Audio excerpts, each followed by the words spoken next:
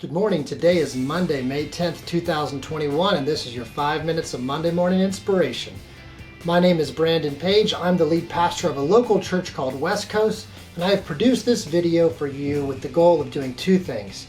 To provide you with some practical wisdom that you can apply to your life right now today that will help you move closer to becoming a top producer or becoming a better top producer than ever before, and to do this in under 5 minutes. So this will be my last week talking on the subject of how to avoid getting caught in a drama ambush. Over the past couple of weeks, I've been explaining what it looks and feels like to find yourself in a drama ambush and how dangerous it really can be. The consensus is this: nobody does well when they're stuck in a trap, when something is sprung on them. I have a very good friend that's in the armed forces, and one of their doctrines for combat is they pick the time and the place to fight. They spend a lot of time preparing to really ambush their enemy because they know even with the world's best training, if they get caught in an ambush, chances of their survival are very low. Even with the best gear and the best training, no one fares well in an ambush.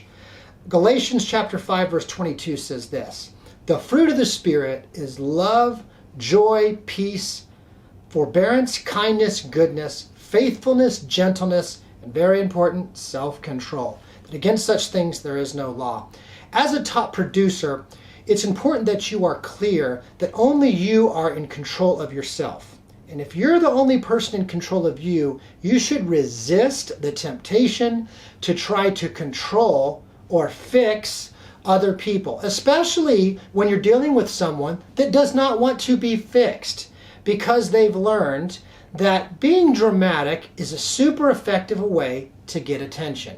Understand, a lot of times what's going on with people emotionally, there's a lot more than meets the eye.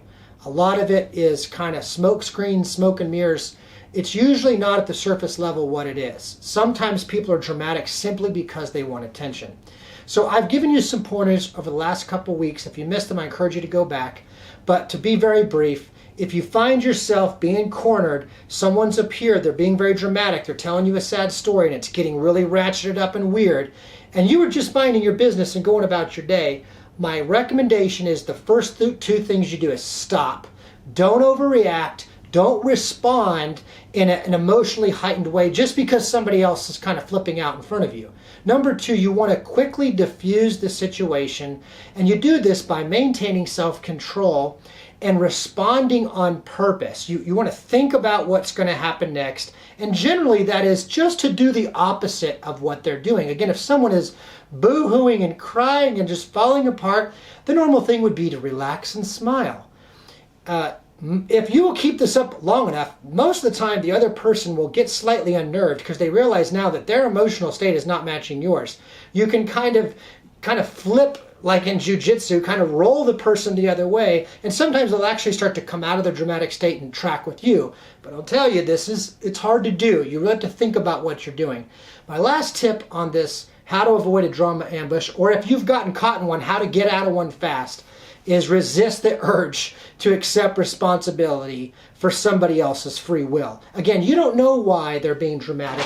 They might be just handing you this bag because they like to see rattlesnakes jump out of it on people. They might be handing you this bag or trying to hand it to you because something's really long. They might just like to burn stuff. Like I've pyroed a couple of these bags. Some people just like to burn things. And so whatever the reason is, the last thing you want to do is accept this bag like a gift and then go, let's reach inside and see what we got here.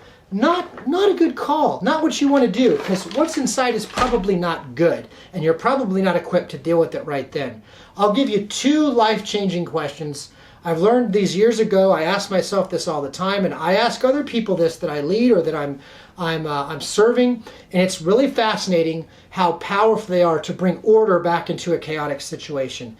They are this: when someone's being dramatic, in a kind way, you remind them or ask them, who is responsible here, really?